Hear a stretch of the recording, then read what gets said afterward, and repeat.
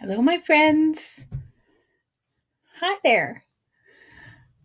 We're doing our little Easter countdown today, and so my friends are with me. Here's Fuzzy Bunny and my little Easter Bunny. Aren't they so sweet? Have you got some friends with you? Maybe a stuffy? Maybe someone from your family? Excellent. We're going to need things tonight. I've also got with me tonight a box of tissues. Yeah. So, just an FYI, everybody, this could be quite an emotional story. We'll see how it goes. You know, this was published back in 1922, and some people say it's the basis of what Toy Story would be like. Has a similar idea about toys being real. They sure feel real, don't they? Our toys become our friends when we don't have as many friends around, and we use them a lot and talk to them, and they seem to almost have their own personalities. They're very special to us. And I'm sure many of you have favorite toys. But let's start off on a lighter note. How about we start off with a little song that I like to do around Easter time because Easter coincides with the beginning of spring, right? So it's when some little animals are being born. And in this one, it's about a chickie. Well, I had a little chickie and she wouldn't lay an egg. So I poured hot water up and down her leg. What? Well, the little chickie cried and the little chickie begged, and the gosh darn chickie laid a hard-boiled egg. Turkey in the straw, ha ha ha! Turkey in the straw, ha ha ha! The old folks dance with their mother-in-law as they play a little tune called a Turkey in the Straw. Now, I had another chickie and she wouldn't lay an egg, so I took a beater, up and down her leg. Well, the little chickie cried and the little chickie begged, and the gosh darn chickie laid a scrambled egg. Turkey in the straw, ha ha ha!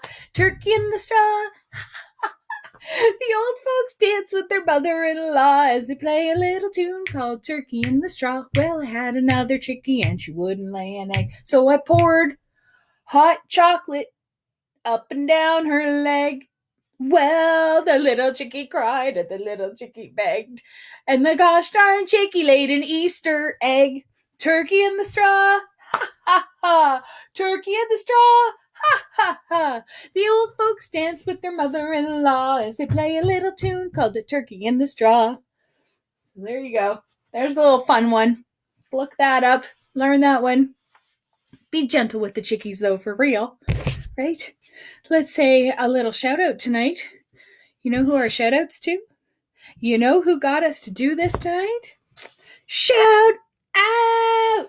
Jaden, are you out there? If you are, put a note in the comments. This one is for our friend Jaden.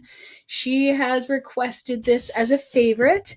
I would also like to give a shout out to Sarah, because I understand that our friend Sarah had this book read to her when she baby in the NICU unit when she was so little. So good for you, Mom, for being able to do that. And now that family has this as quite a memorable book. So tonight's book is The Velveteen Rabbit. I'm really pleased to be able to read it to you. In case I didn't tell you, I'm Auntie B, and I'm very happy that you're here tonight. And tonight we're reading The Velveteen Rabbit is by Margery Williams and illustrated by Elizabeth Miles.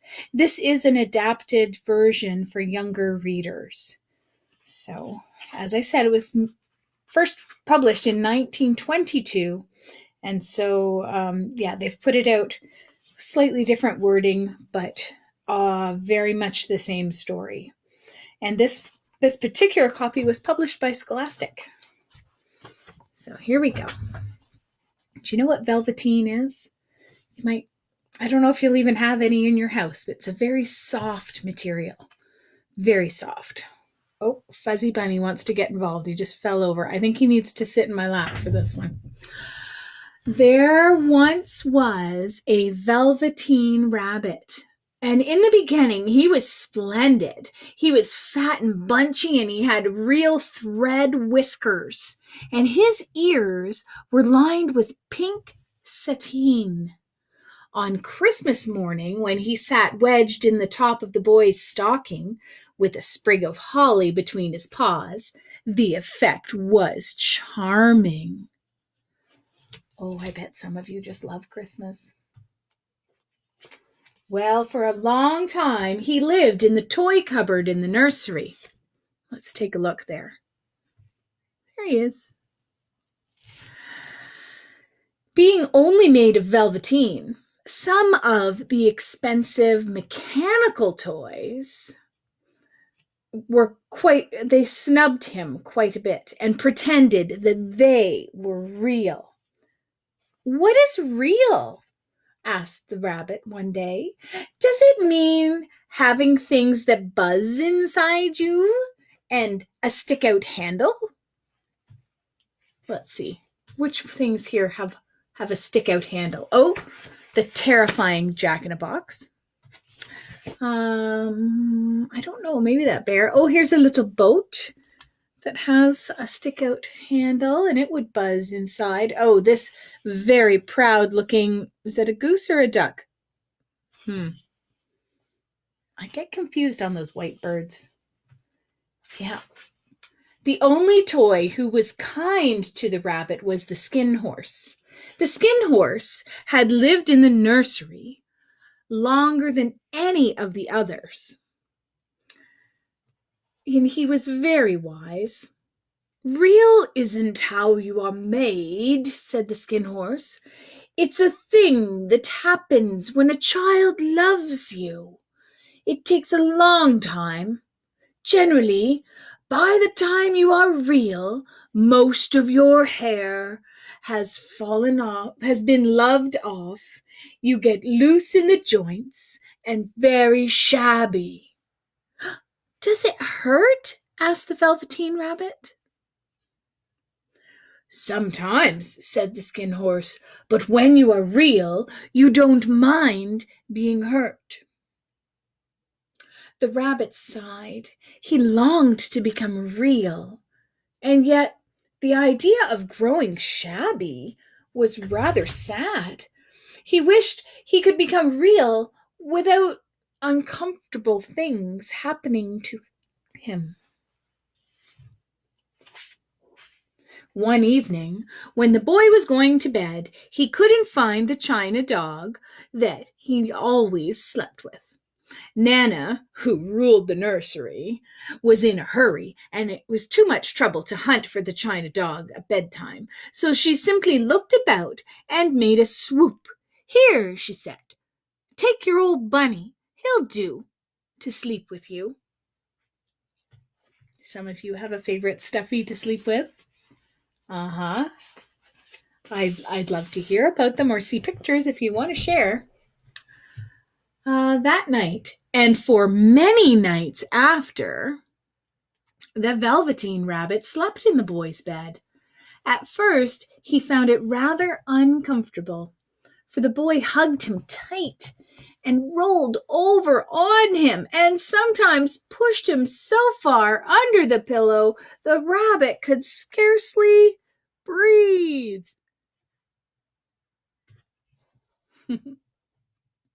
But very soon he grew to like it, for the boy used to talk to him and make nice tunnels for him under the bedclothes that he said were like the burrows the real rabbits lived in.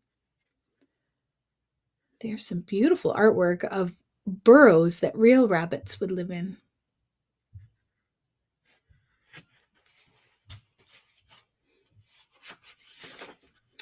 When the boy dropped off to sleep, the rabbit would snuggle down close under his little warm chin and dream with the boy's hands clasped close around him all night long.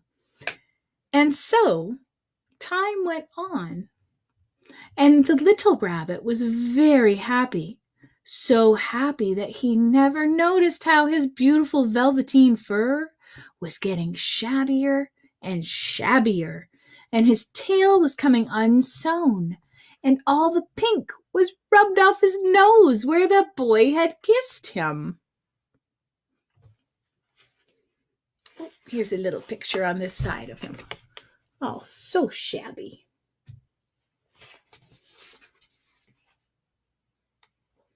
Near the house where they lived, there was a wood. And in the warm summer evenings, the boy liked to go there after tea to play. He took the Velveteen Rabbit with him, and before he wandered off to pick flowers or play at pirates among the trees, he always made the rabbit a little nest where he would be quite cozy. There goes the boy. Is he off playing? Looks like he's playing pirates in this one. One evening, while the rabbit was lying there alone, he saw two strange beings creep out of the tall bracken near him. They were rabbits, like himself, but quite furry and brand new. They must have been very well made, for their seams didn't show at all. The rabbit stared hard to see which side the clockwork stuck out, for he knew that people who jump generally have something to wind them up, but he couldn't see it. "Why don't you get up and play with us?" one of them asked. "I don't feel like it," said the rabbit, for he didn't want to explain that he had no clockwork. "Oh," said the furry rabbit, "I don't believe you can." "I can," said the little rabbit. "I don't want to."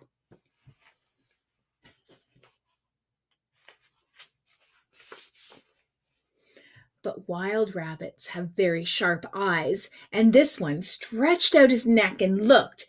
"He hasn't got any hind legs." "Fancy a rabbit without any hind legs." And he began to laugh. "He doesn't smell right. He isn't a rabbit at all. He isn't real."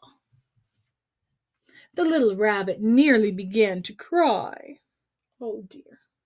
But just then the boy ran past them, and with a stamp of his feet and the flash of white tails, the two strange rabbits had disappeared.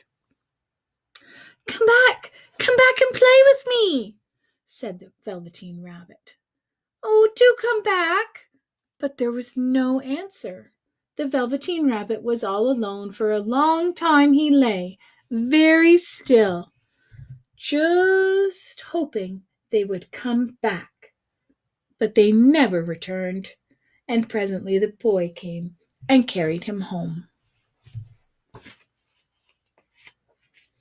Weeks passed, and the little rabbit grew very old and shabby. He began to lose his shape.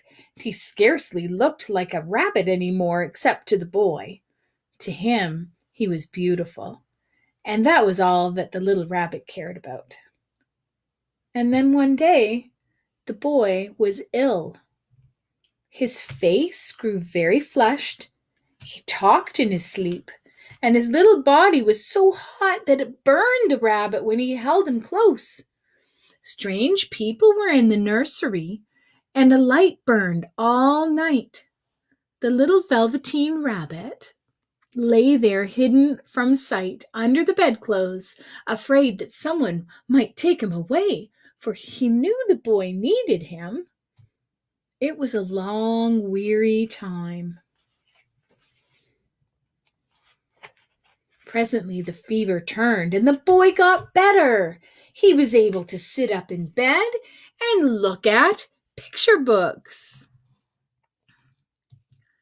while the little rabbit cuddled close at his side. And one day they let him get up and dress. It was a bright sunny morning, and they had carried the boy out onto the balcony. The boy was going to the seaside tomorrow, Nana said. And Nana and the doctor had talked about it while the little rabbit lay under the bedclothes and listened. The room was to be disinfected, and all the books and the toys that the boy had played with in bed would be burnt.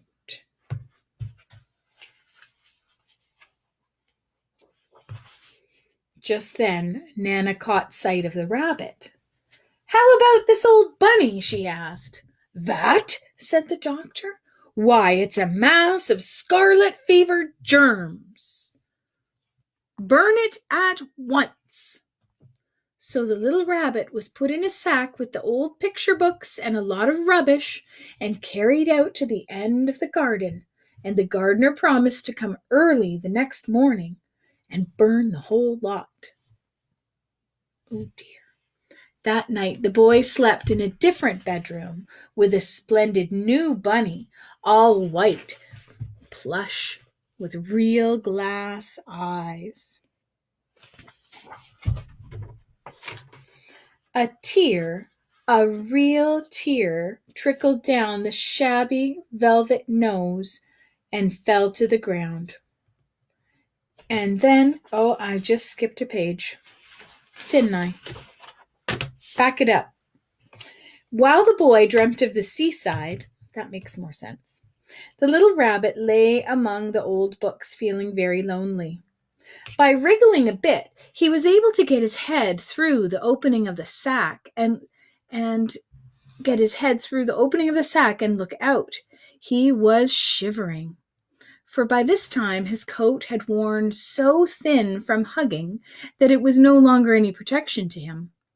Nearby he could see the thicket of raspberry canes, in whose shadow he had played with the boy on bygone mornings, and a great sadness overcame him. Do you see who's watching? A tear, a real tear, trickled down his shabby velvet nose and fell to the ground. And then, where the tear had fallen, a flower grew up, and slender green leaves and a blossom like a golden cup. And presently the blossom opened, and out stepped a fairy in a dress of pearl and dewdrops. She gathered the little rabbit up in her arms and kissed him on his velveteen nose that was all damp from crying. "Little rabbit, I am the nursery magic fairy," she said. "I take care of all the playthings that the children have loved. When they're worn out and the children don't need them any more, then I come and take them away with me, and I turn them into real." She held the little rabbit close in her arms, and she flew with him into the wood, to the open glade between the tree trunks where the wild rabbits danced. When they saw the fairy, they all stopped and stood round in a ring to stare at her. "I've brought you a new playfellow," said the fairy. "You must be very kind to him and teach him all that he needs to know, for he is going to live with you forever." Where is he? Is this him right over here? She kissed the little rabbit again and put him down on the grass. "Run and play, little rabbit," she said, but the little rabbit sat quite still. He remembered about his hind legs, and that he didn't want the other rabbits to see that he didn't have any. He didn't know the fairy had changed him altogether. But just then something tickled on his nose, and before he thought what he was doing, he lifted his hind toe to scratch it, and he found that he actually had hind legs. He gave one leap, and he grew so excited that when at last he did stop to look for the fairy, she had gone. He was a real rabbit at last. Autumn passed, and winter, and in the spring, when the days grew warm and sunny, the boy went out to play in the wood behind the house. And while he was playing, a rabbit crept from the bracken and peeped at him. And about his little soft nose and his round black eyes there was something familiar. So the boy thought to himself, "Why, he looks just like my old bunny that was lost when I had scarlet fever." But he never knew that it really was his own bunny come back to look at the child who had helped him to be real.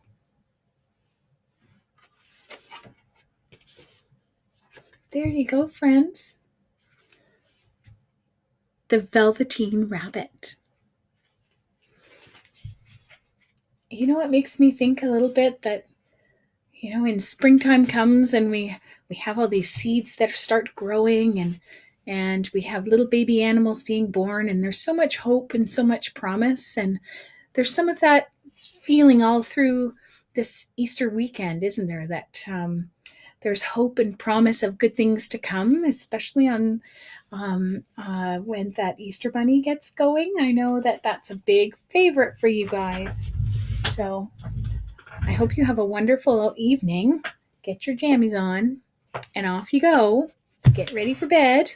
From me and Fuzzy Bunny and my little Easter bunny, we say goodbye for now. Keep being good to each other and take care, everybody. Thanks for coming. Sorry I didn't read any comments, but it's great to see you all tonight, and I will read the comments now. Okay, bye.